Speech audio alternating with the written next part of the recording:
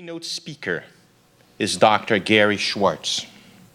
Dr. Schwartz is a professor of psychology, medicine, neurology, psychiatry, and surgery at the University of Arizona and director of its Laboratory for Advances in Consciousness and Health. He's also director of development of energy healing at Canyon Ranch. His research integrates mind-body medicine, energy medicine, and spiritual medicine. He has published more than 450 scientific papers, co-edited 11 academic books, and is the author of many books, including his newest, The Sacred Promise: How Science is Discovering Spiritists' Collaboration with Us in Our Daily Lives. Please welcome Dr. Gary Schwartz.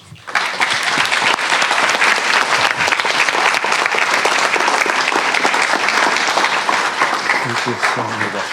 Thank you. Well, hello, everyone. Can you hear me? Yes. Excellent. It's an honor and a privilege for me to be here today and to share with you some research which is directly related to the theme of this conference. I should also, just by way of introduction, say something which is unusual for me because I don't typically have the privilege to participate in a conference which is organized as carefully as this one is and as caringly, and also one which walks the talk. It practices what it preaches, both scientifically and spiritually, and I'm going to try to reframe some of my comments to fit the spirit of the meeting today. And if I can make this work, it'll be very nice. So we shall see.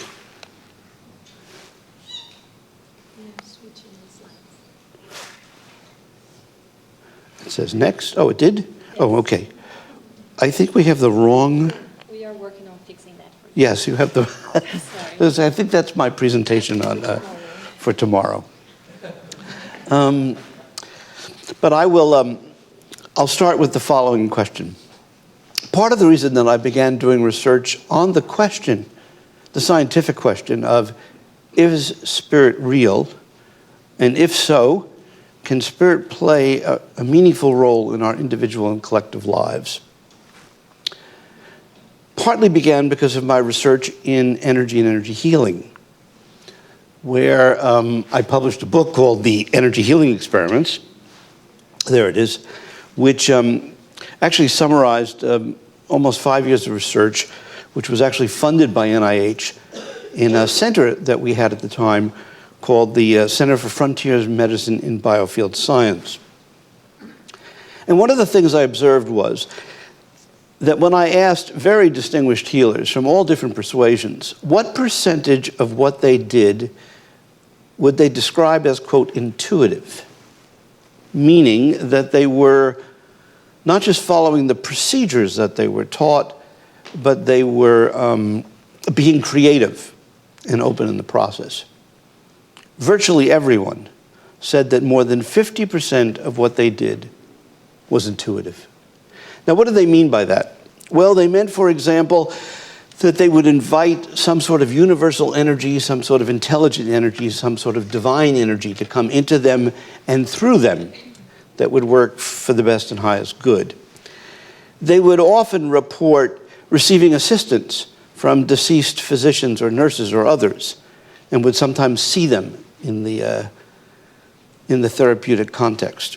If they were Catholic, for example, they might describe the presence of specific angels or gods. And the question as a Western scientist that I raised was, are these people simply weird? I mean, are they fooling themselves? Or are they sensing something deeper that many people, certainly in Western society, are not? And the conclusion that I've come to is that they are. And that this journey, which I'll share with you briefly today, in part reflects my own scientific journey to how I came to this conclusion. Now, I should begin by sharing with you something from my background in physics, because it sets the stage for what we will return to. It has to do with a lesson that I learned many years ago when I was a professor at Yale, and it goes as follows. You know, if we are out in the country, and it's there are no clouds, and it's no moon, and we look up at the sky, we can see hundreds of thousands of stars with the naked eye. How many of you have actually been out in the country on such a night and witnessed such a thing? Most of us have. It's truly extraordinary. And of course, with contemporary telescopes, we can see billions of galaxies, each containing billions of stars. And all this light has been traveling for millions or billions of years in the so-called, quote, vacuum of space, and it does not lose its information. Somehow the universe was created where all this information was stored, and all of us could witness this simultaneously. And yet, during the day, when we look up at the sky, and if it's, again, no clouds, it's a bright sunny day, what we see is a blue sky. We don't see all these thousands of stars and billions of galaxies, each containing billions of stars. And the question is, what happened to all that starlight? Did it simply disappear? Or is it all there? It's just that we can't see it because we're blinded by the brightness of the closest star in our vicinity, which we call the sun. Well, that is the explanation. And so the message that came to me, the soundbite, if you would, the take-home story was, sometimes we have to go into the dark in order to see the light. Sometimes we have to go into the dark in order to see the light. And we're going to return to this question when we start looking at the advent of contemporary technology, which is going to enable us to look into the dark and see the possible light that we typically miss in a room like this. Now, people vary in their beliefs about all of this, and I speak to many different kinds of audiences, and I never take for granted what the mix is going to be, because we have three different kinds of beliefs.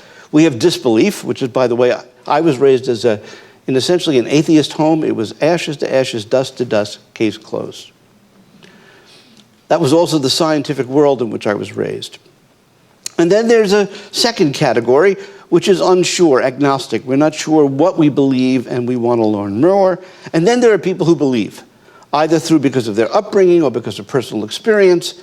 They've come to the conclusion that there is a greater spiritual reality, and spirit is all around us. For example, when Einstein was asked the question, do you believe in immortality? He said, no, and one life is enough for me. So let me just quickly ask the audience here, how many of you at this point would say that you are skeptics, that you currently believe that it's ashes to ashes, dust to dust, case closed? I don't see one person raising their hand. There are no brave skeptics? Do I see one? No, okay. How many? I do see one, thank you. Do I see two? No, okay. How many of you would say that you're agnostic? You're not sure what you want to believe and you're looking for more information? I see one, I see two, I see three. Okay. So how many of you at this point would say that you believe that you are convinced that the greater spirituality? Please raise your hands. Yes, you are a biased audience. Okay. That's going to make this presentation very easy to give, and I'm not surprised by that. But what I would like you to do is, if you would, try to leave whatever your beliefs are at the door. And then let's take a scientific journey, seeing what the science can tell us about all of this, and therefore then consider its implications for healing. Does that make sense? And we're going to do all of this in about 40 minutes, because I would like to keep us on track. Okay. I've written 3 books in this area, and we'll consider the first 2 very briefly, and then the third in somewhat more depth, the most recent one. The first was called The Afterlife Experiments, Breakthrough Scientific Evidence of Life After Death, and it addressed one fundamental question, and that is, are any mediums real? And we're going to hear a conversation in more depth about medium research later today, because I was raised that there are no such things as mediums, and all of this is impossible. The second book, called The Truth About Medium, Extraordinary Experiments with the Real Alison Dubois of NBC's Medium and Other Remarkable Psychics, addressed this question further and also looked at some very sophisticated kinds of experimental designs that could address this question. But the third, the one that we're going to focus on today, is called The Sacred Promise, How Science is Discovering Spirit's Collaboration with Us in Our Daily Lives, because it's the one, of course, that is most relevant to the theme of this meeting and shows some of the latest work. So let's talk about the afterlife experiments very briefly. Do any of you recognize the person on the far left? Who is that? Yes, that's John Edward. He is a medium who, some of you may know, became very distinguished, has had multiple television shows and written many books. When I met John, he was a young person, and he participated in 3 experiments in our laboratory before he became famous. And you can see him there. Let's see if this is actually bright enough. It's not, but I have I think, a brighter pointer, which would be nice. I don't usually use it. No, it doesn't work anyway. Well, maybe you can see it tiny. That's all right. He's on the left. And the person on the right, whose beard is not at all gray, is me, using old-fashioned monitors and so on, because we were recording EEGs and EKGs from both the medium and the sitter. And I'm not going to, even though it would be fun, take you through this research because, not only because it's over 10 years old, but because it's going to just confirm what most of you already believe. Some mediums are real. They're not all frauds. They're not all engaged in cold reading. It's not all experiment or error. It's not all rater bias. There's a real phenomena here, and you'll see more of that in the next book. The second book was called The Truth About Medium, and this book was written partly because of a TV show that was appearing, loosely based on the life of a woman who I had tested in my laboratory for 4 years before she was discovered by Kelsey Grammer, and then a show was based on her life. By the way, I'm curious, how many of you actually saw this television show? A number of you did, okay. Part of the reason I wrote the book was to correct some of the misinformation in the television show, and part of it was to share things that were real. So, for example, in the television show, it shows that there's this young woman who grew up in Phoenix, which is true, that she worked for the district attorney's office for a while, which was true, that she was married to an aerospace engineer, which is true, that she had 3 lovely daughters, which is true, that she liked to drink, which was true. But save for that, virtually nothing in the television show was real. Nothing. For example, in that television show, it shows that most of what information that she received, she picked up in her dreams. Can you remember that? Yeah. Yes, okay. It turns out the real Alison Dubois received virtually nothing in her dreams. This was done mostly for the effect of television. Meanwhile, I had the privilege to work with another individual called Christopher Robinson, known in England as the, quote, dream detective. And this is a man who literally goes to sleep every night and receives detailed information in his dreams. And we did what was called the 10-day in Arizona experiment. And I was forced to the conclusion by the data that he was doing something very real. In fact, I used to joke and say that Christopher Robinson is the real Alison Dubois. But in this book, one of the things I did do is I shared the results of research, which was just then being published in a peer-reviewed journal, with the following title: Anomalous Information Reception by Research Mediums Demonstrated Using a Novel Triple-Blind Protocol. That's scientific jargon. But let me explain what it means in plain English, and I'll briefly show you the results. The gold standard in biomedical research is what's called the double-blind experiment. So, for example, if you were a participant, you were receiving a medication, you would be kept blind to whether or not the medication that you're receiving was an active medication or it was a placebo. And you'd be told ahead of time, you may or may not be receiving the active medication, and only afterwards would you know what you had received. And let's say I was the prescriber. I was giving you the medication. I would also be kept blind. I would not know whether I was giving you a placebo or an active medication. And so therefore, I couldn't be influencing you in terms of the outcome that you received. That's a double-blind procedure. And most of our earlier experiments were double-blind. Meaning that the medium was kept blind to the identity of the sitter and information about the sitter, and The experimenter was kept blind to details about the information regarding the sitter, so that the experimenter who was running the experiment would not know the details and could not influence the outcome. However, the sitter, the person who wished to hear from their deceased loved ones, they were typically present when the reading was there. They knew which reading was theirs. So the question is, how do we eliminate that, make them blind as well? Answer, you don't allow them to attend the reading.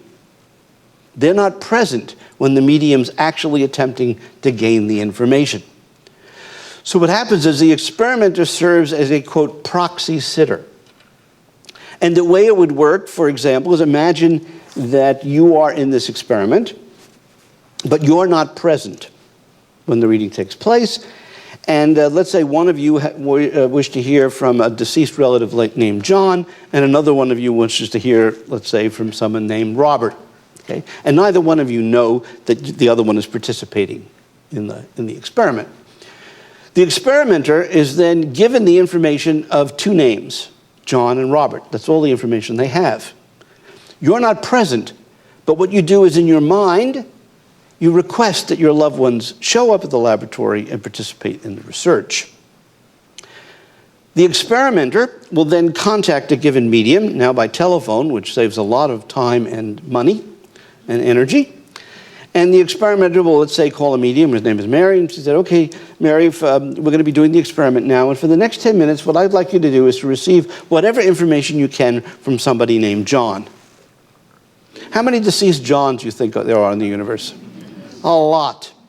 However, what this will do is it will enable the medium to at least distinguish between John and later somebody named Robert. And then the medium will be asked specific questions, such as what does John look like, how did John die, what did John do in his life, and so on. And again, she has no idea whether this information is correct or not. And then she would say, okay, now, Mary, we're going to move on to the second person. What I'd like you to do is to receive whatever information you can from somebody named Robert. Again, how many Roberts do you think there are deceased in the universe? A lot. But it's enough to discriminate between a Robert and a John.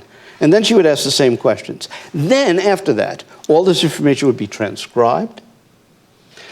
And then you would later receive two readings, two lists of information, list A and list B. And you're told one of them is your deceased loved one, and one of them is a controlled. And now what you have to do is if your deceased person was John, you score both readings for John. On the other hand, if your deceased loved one was Robert, you score them both for Robert. And whatever biases you have or questions you have, you're going to apply the same to both readings. And then after that, your task is to attempt to rate those readings and ultimately pick which one you think is yours. So now 3 people are blind.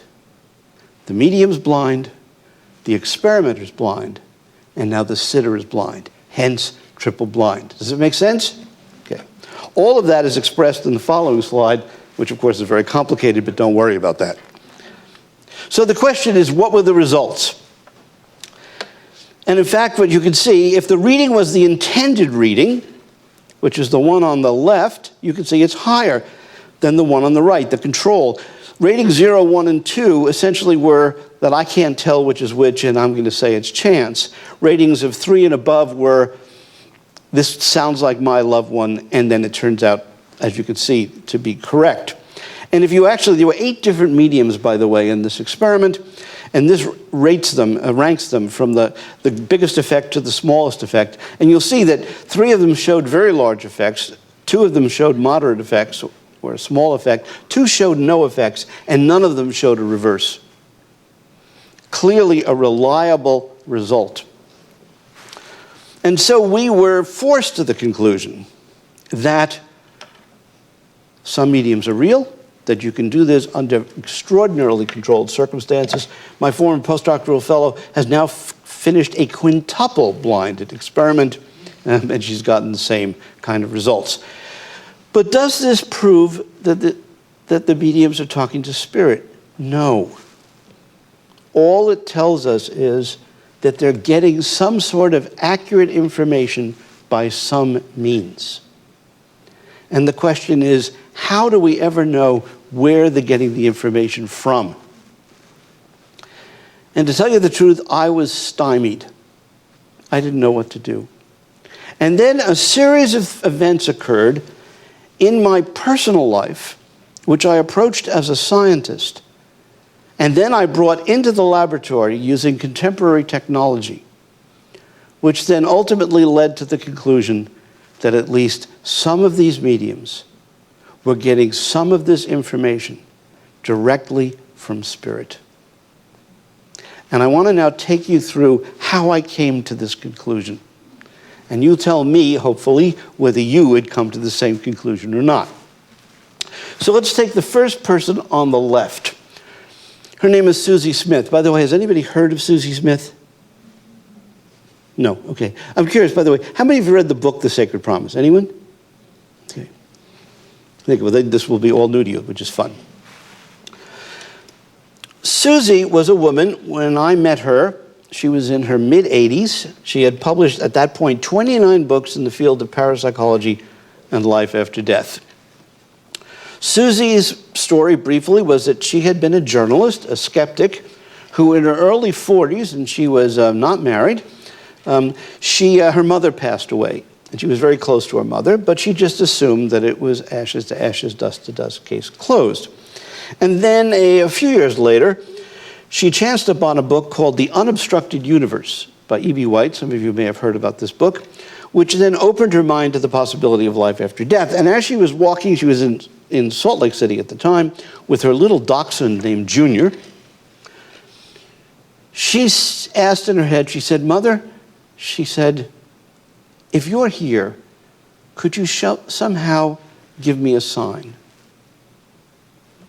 And as Susie described it, she then was overwhelmed by the sense of the presence of her mother. But being a questioning person, Susie didn't know if this was just her emotion, if it was just her wishful thinking, or whether her mother was really here. And because Susie had received a small inheritance, she was able to take some time off and explore this. She actually went to Duke University. Some of you may be aware that there was a parapsychology laboratory there at the time. She then went to New York to the Parapsychological Foundation, which was headed by a very distinguished medium in her day called Elaine Garrett. And Susie then began writing academic books for Elaine, but she couldn't make a living at that, so she then started writing public books for the general public. And Susie's journey then continued. Susie became my adopted grandmother. She used to call me her illegitimate grandson. And as Susie was fond of saying, she couldn't wait to die so she could prove that she was still here. And then one Sunday in February, she had a massive heart attack and passed away.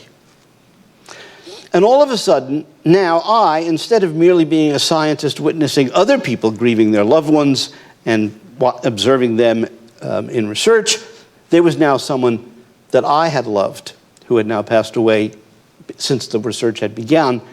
And also, Susie was not just a typical grandmother, she was an authority in the field. So I decided that I was going to become a research sitter.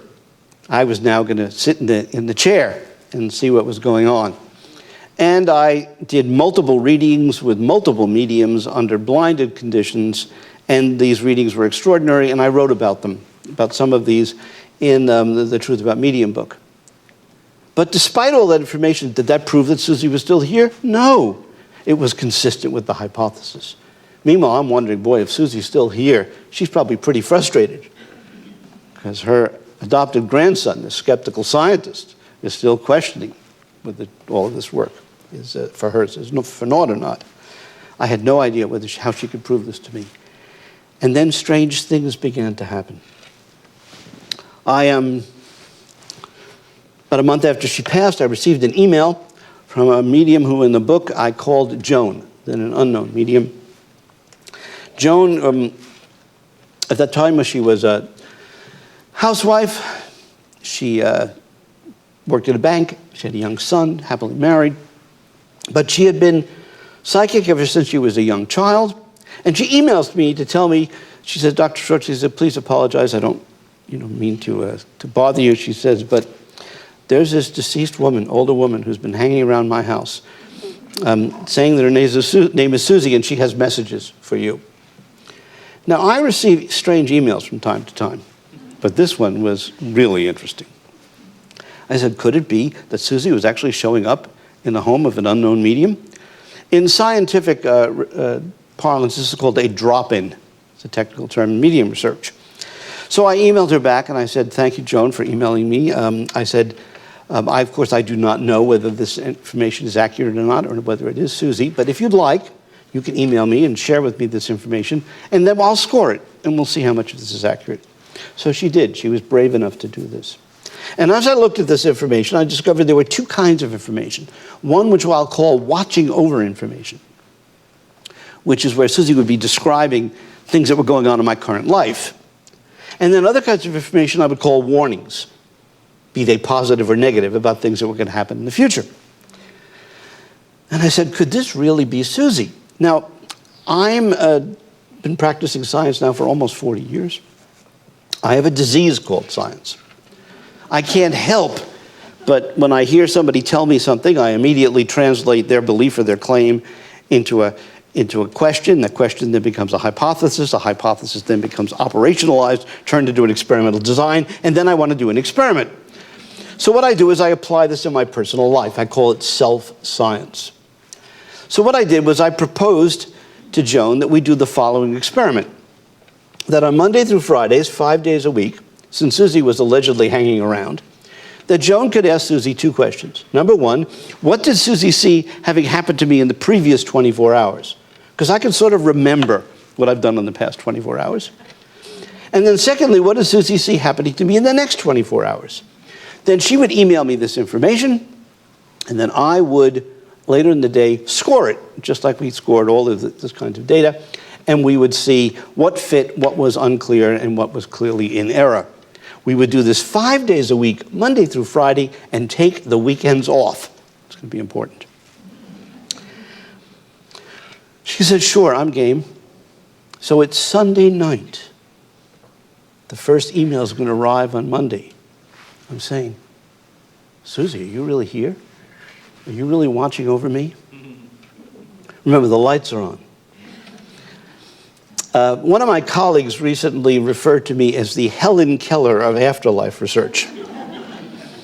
I do not see things. I do not hear things. I sometimes sense things. And I was saying to myself, how can I arrange my life in such a way that Susie might be able to share anything that's unique? You see, because if all she's doing is getting, well, he woke up in the morning and he's brushing his teeth and he's exercising and he's driving to work, so on and so forth, that's going to apply to a lot of us. So we have to add novelty to our lives. And so I decided to do the following. A number of things that Sunday night. The first thing I decided to do was to watch a movie that I haven't watched in years called The Field of Dreams. How many of you have seen that movie? Many of you, right? Remember, if they build it, they will come. Baseball players and Now, no offense to any of you who like baseball, but I'm not a baseball fan. I really like basketball, for example, but not baseball. So for me to be watching baseball is an unusual event. Secondly, I decided to order in Chinese food.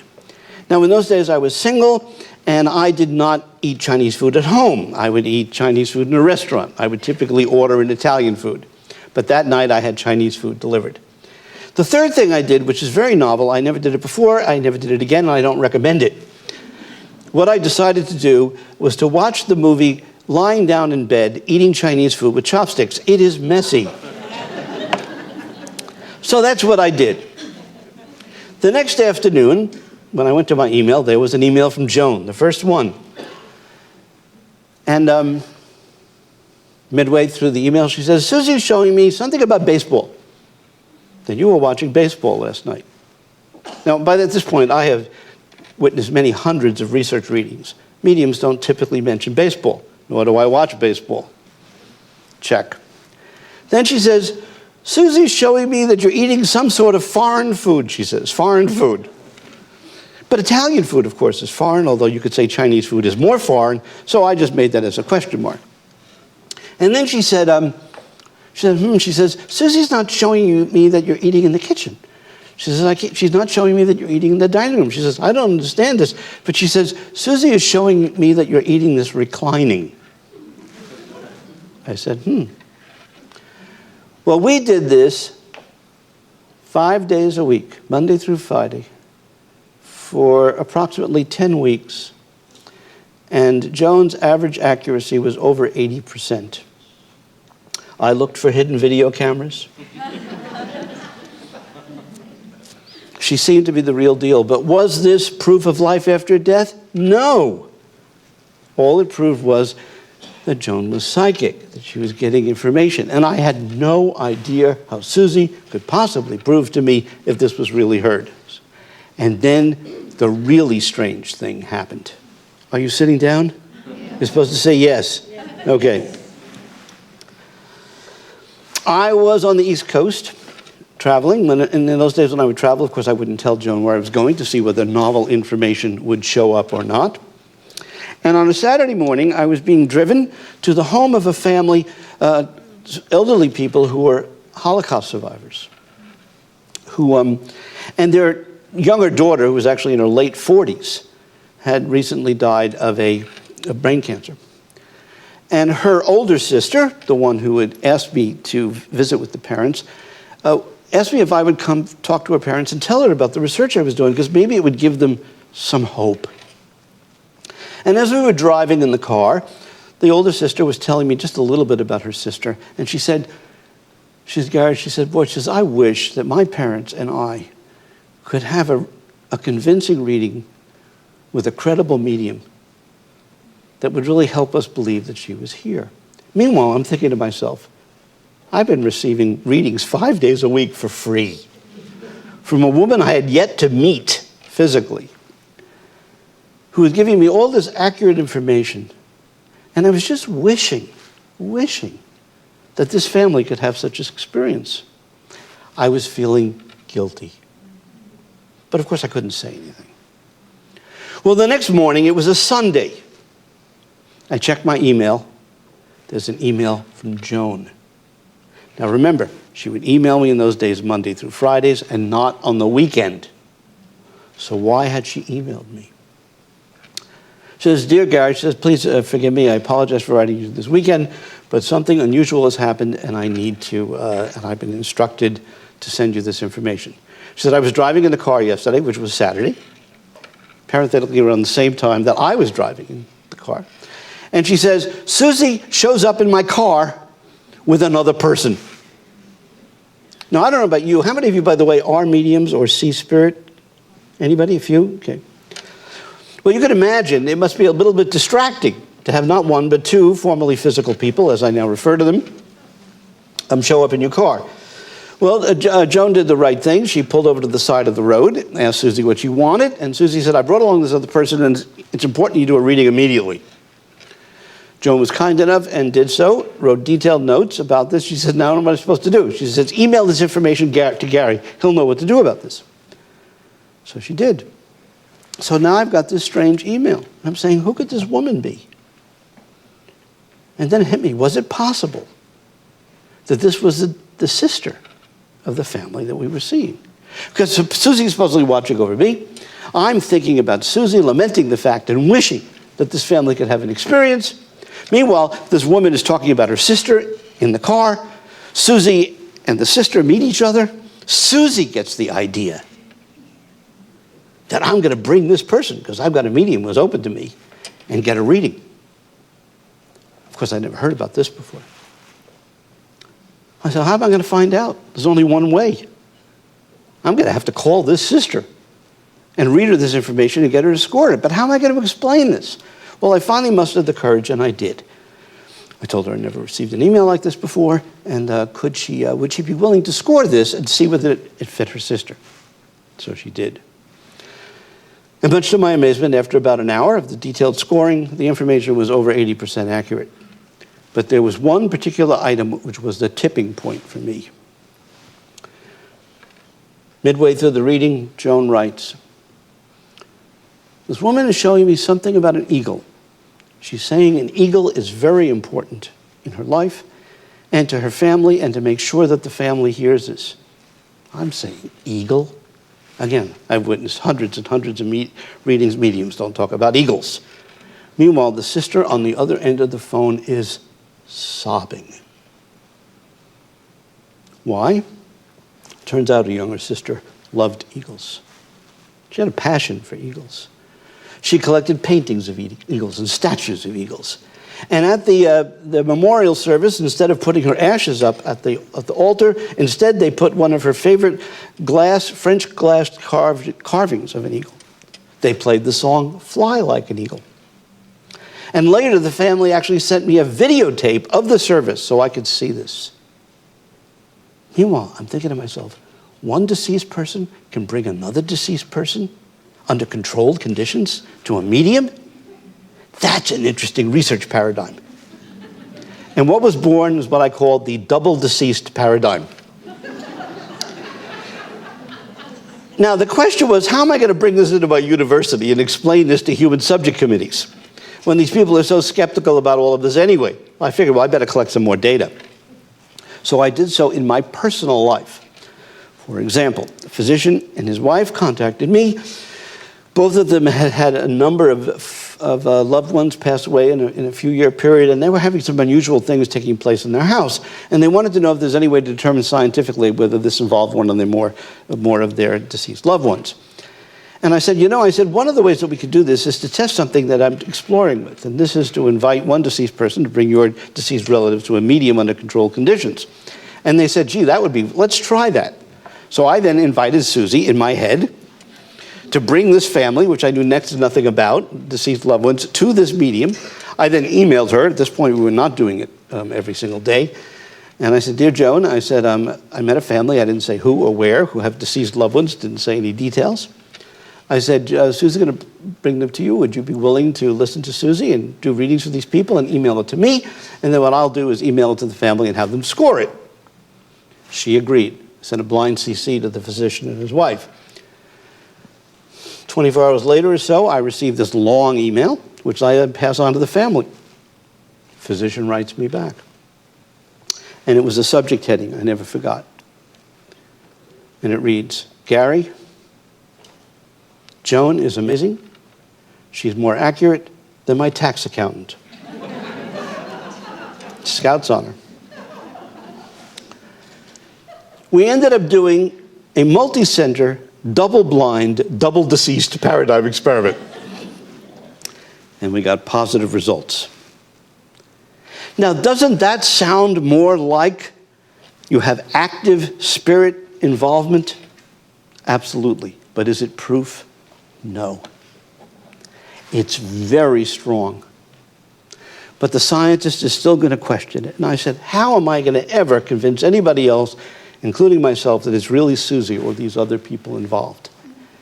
And so now I get back to where we started, looking into the dark in order to see the light.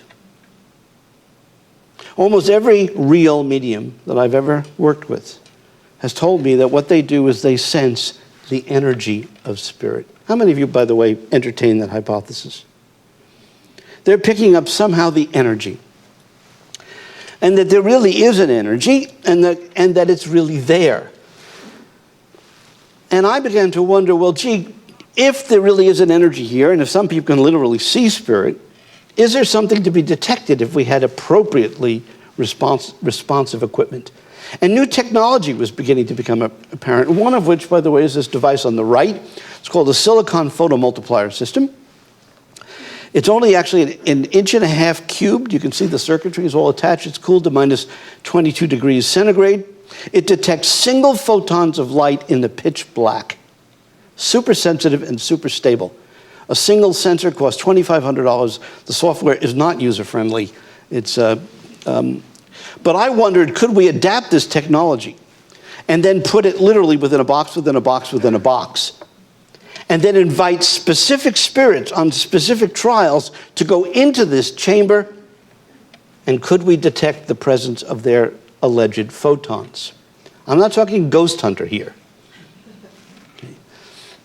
In fact, we refer to these individuals as departed hypothesized co-investigators.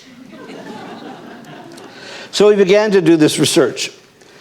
And the research turned out to be very interesting.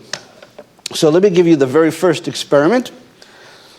The two bars on the left show a set of conditions where the far left bar was when we would invite specific spirits to come into the chamber, and we would record the amount of photons per unit period of time versus identical length trials of baseline where they were asked not to be in the chamber. A very simple experiment. But what you can see is that the left bar is clearly taller than the right. It's clearly statistically significant. The device was picking up something. So then the immediate question becomes, well, how do we know it's not the mind of the experimenter?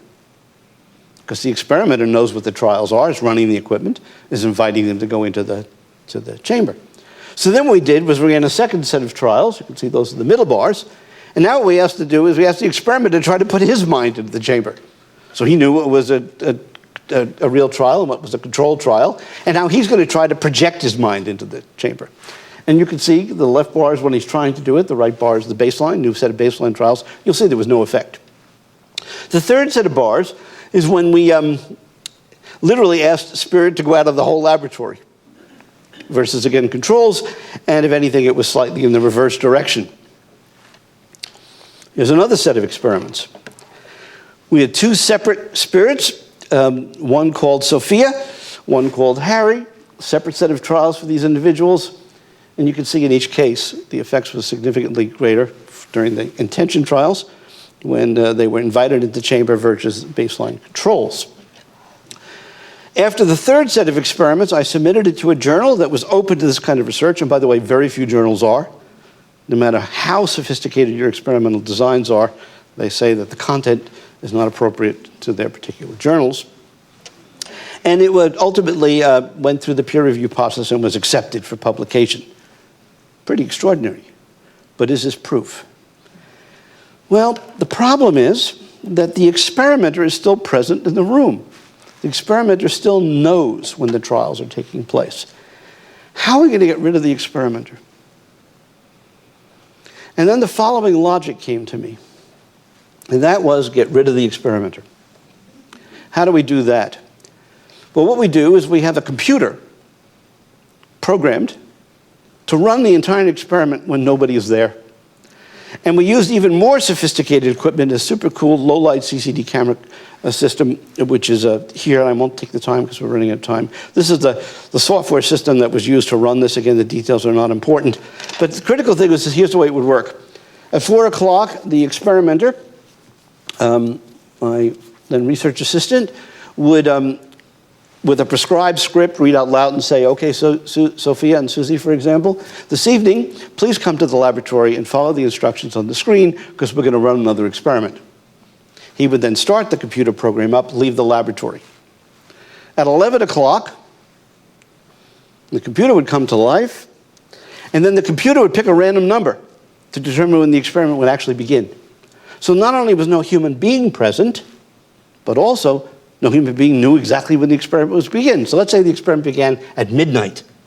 Now what what happened is the PowerPoint would come to life. And for example, it would say, welcome, Susie, we're about to do the experiment. And we're going to run another session, just like we did before when we did it with the human experimenter present, except now it's only going to be visual. And by the way, the actual voice of the experimenter reading the instructions on WAV files was being presented. And then we'd have baseline trials, and then we'd have them go into the presence of spirit trials, and then we had post-baseline. And we did the same thing for two separate spirits with a break in between. The next morning, the experimenter would come in, and the data would be collected. How many of you have cell phones? Most of you do, right? Do you have to be present or even have your cell phone on in order for it to pick up the message and record it? Of course not. You don't have to be present. And then you could later download, retrieve your messages. Well, that's what we did. Here's the result from the first experiment. It's obvious. Again, the details are not important here. This shows the actual averaged colorized images of the patterns that were observed. And what I want you to do is just to see that the far upper left were the preconditions, and the far right was the post. We had two separate spirits, Spirit 1 and Spirit 2. And you can see both of them showed an increase in overall brightness of the activity as was being scored. And Spirit 2, you can see, was even stronger than Spirit 1. And the bottom are another whole set of trials where the Spirit was never invited. literally, the experiment was run just like it was during the entire night, except there was no spirit invited during those control trials, and you can see there were no effects. Of course, I didn't believe it, so we ran another set of experiments. And those were the results.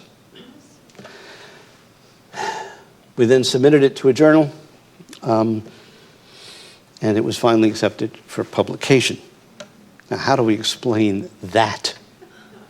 The only thing that's left is somehow the unconscious mind of the experiment in the middle of the night, while everyone is sleeping, is going to the laboratory and trying to mess up the research, trying to deceive us into believing that the spirit, when it's really the mind of the experimenter. I think that's extraordinarily improbable. And now, for the past year, I've been doing research, which I am not at liberty to share with you because of intellectual property issues. Because literally, it appears that it is possible to design equipment that's going to eventually lead to the actual reliable detection of spirit. So the question is spirit real, and can they really help us? Are they really playing a role in the healings, for example, and the processes that we're going to be hearing about for the rest of this meeting? Well, we've done even spirit-assisted healing kinds of intentions. And I don't have time to take you through this experiment, but we would have healers invite healing spirits to come into the laboratory and have their presence known, and you can see by these results, again, that the results were clearly positive, comparing pre versus post with in between. So I want to leave you with two thoughts. The first is what I call the Wright brothers moment, and the second is the meaning of the sacred promise. The Wright brothers moment message is as follows. You know, a little over 100 years ago, there were no airplanes. We humans didn't know if we could fly, powered flight. Many people had tried and failed and lost their physical lives in the process. But on one fateful day in December in 1903, 5 people at Kitty Hawk witnessed the first powered flight. The first flight lasted all of 12 seconds. The longest flight, I think, was 59 seconds.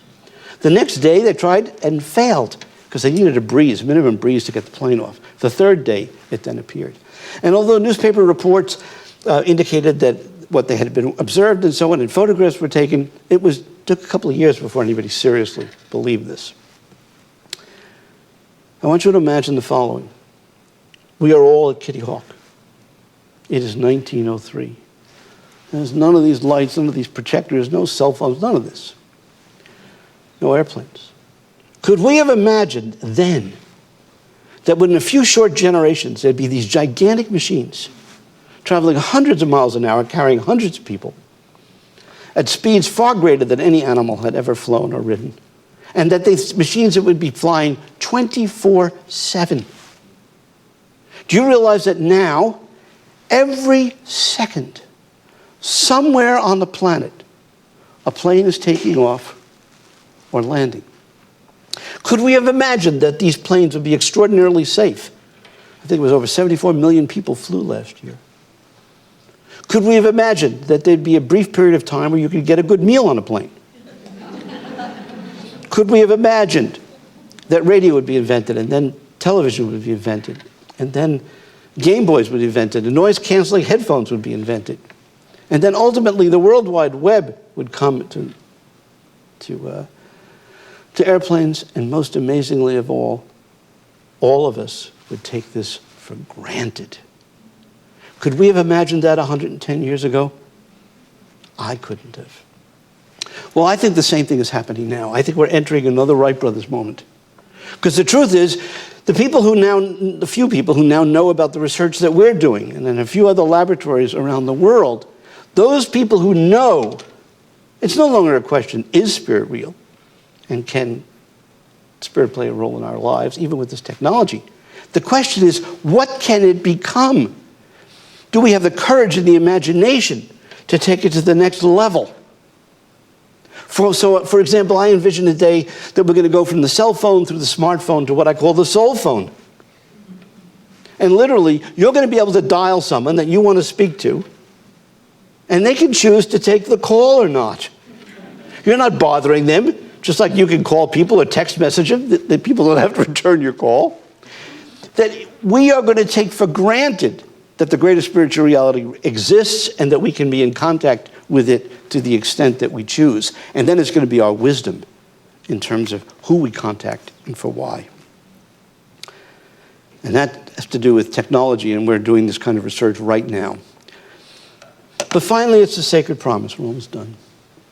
What does this title mean? Why did I decide to go public with this book? Well, there were three reasons. The first is the sacred promise that science can actually address the question and give us an answer one way or another. Is spirit real? And if so, can it play a meaningful role in our individual lives? You see, we used to believe that science couldn't address this question. That was the realm of religion. We had to take it, quote, on faith. But now the promise is very great that not only can science give us an answer to this question, one way or another, but if you look at all the available evidence from the work that I and my colleagues and other people have done, including people in this audience, that the answer appears to be yes. That's sacred promise number one. Sacred promise number two is the second. And that is, you see, you can't do this research unless there's a greater spiritual reality. We have to have collaboration from the other side. When I do normal research with subjects or patients, they agree to come to the laboratory after they fill out the consent forms. They agree to actually follow the instructions and to try to do the best they can to produce reliable, valid data. If they don't show up, I can't do the research. Well, it's the same thing with the other side. And to put it bluntly, if I'm going to show up at the laboratory, they have to show up as well. And what's happened is I've come to the conclusion that there are a group of very devoted people, beings, formerly physical beings, quote, on the other side, who are at least as committed to this research as we are. But it's the third implication, the third sacred promise, which is the most important one, and which is why I ultimately decided to publish this book as a Western-trained scientist, and why I feel such a privilege to be able to share it with you here, the contributions that we contribute to your work. And I wouldn't have published this book if it had been the case. Because what I've been forced to the conclusion is that these beings, these spirits, they're not just doing this to prove that life after death exists. They really care about us. They care about this planet.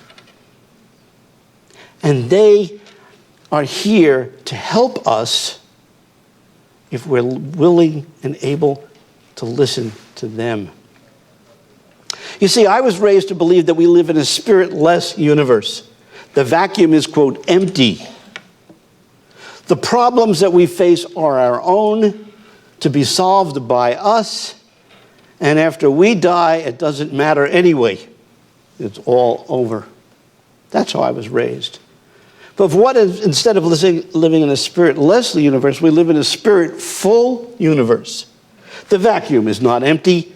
It is filled with the light of billions of galaxies and billions of stars, no matter where you look. You just have to be willing to look for it and know how to look for it. And that therefore, the solution to the problems is not ours, it's a collective ours. It's a collaboration between, quote, here and there.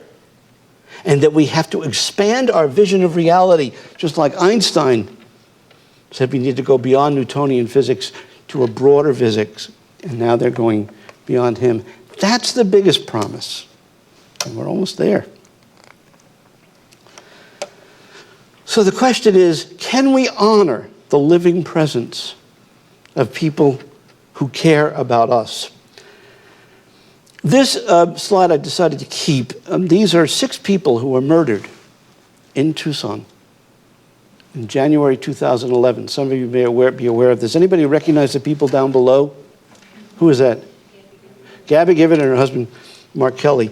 And some of you may know that Gabby actually did gave the Pledge of Allegiance, right? And her husband was interviewed and gave a talk at the convention. When my book, The Sacred Promise book, was being published, it came out in print 2 days after the Tucson shootings. And as a result, I could not publicly speak about this book. Tucson and the nation was grieving these people's deaths. And it's interesting, A sidebar, but it turned out the man who did these murders was doing lucid dreaming, and I had done some research on lucid dreaming, and somehow CNN, ABC, and so on found out about me through the medical school, so they interviewed me about lucid dreaming and its relationship to the killer.